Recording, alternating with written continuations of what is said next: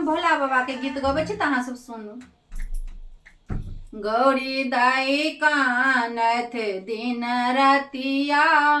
कखन शिव शंभु औता, कखन शिव शंभु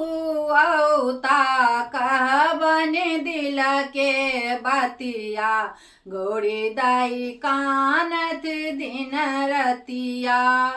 कखन शिव शंभु औता, कखन शिव शंभु औता, कहबन दिल के बतिया, गौरी दाई कानत दिन रतिया, थारे पेड़े गौरा दाई केलनि और केलनि घर निपिया, थारे पेड़े गौरा दाई केलनि और केलनि घर निपिया, कखन शिव शंभु औता, कखन शिव शंभु औता, कहबन दिल के बतिया,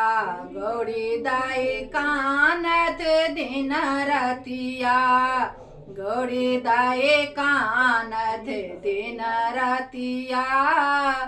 एक सासुनी सोखनी धान कुटावनि, ननदो करावन पिसिया, सासुनी सोखनी धान कुटावनि, ननदो करावन पिसिया, गौरी दाई कानत दिन रतिया,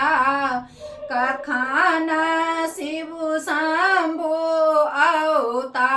कखन शिव शंभु औता, कहबन दिल के बतिया, गौरी दाई कानत दिन रतिया,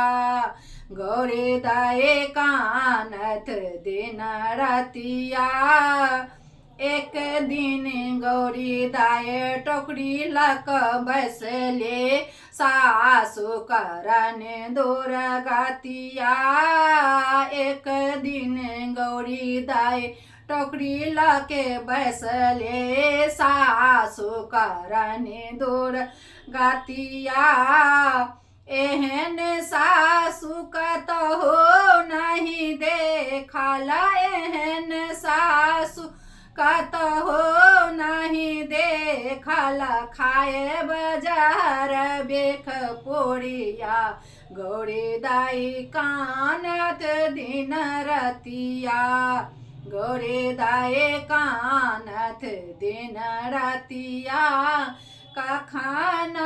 शिव शंभु औता, कहबन दिल के बतिया, गौरी दाई कानत दिन रतिया, नहिरा में गौरी दाई बारह लोला, कते कहब हे सखिया, नहिरा में गौरी दाई बारह लोला, कते कहब हे सखिया, ससुरा अबते सबटा घोसड़ी गेल, ससुरा अबते सबटा घोसड़ी गेल, कतेक सहब दूर गतिया, गौरी दाई कानत दिन रतिया, ससुरा अबते सबटा घोसड़ी गेल, कतेक सहब दूर गतिया, गौरी दाई कानत दिन रतिया, कखन शिव शंभु औता, कखन शिव शंभु औता, कहबन दिल के बतिया, गौरी दाई कानत दिन रतिया, गौरी दाई कानत दिन रतिया।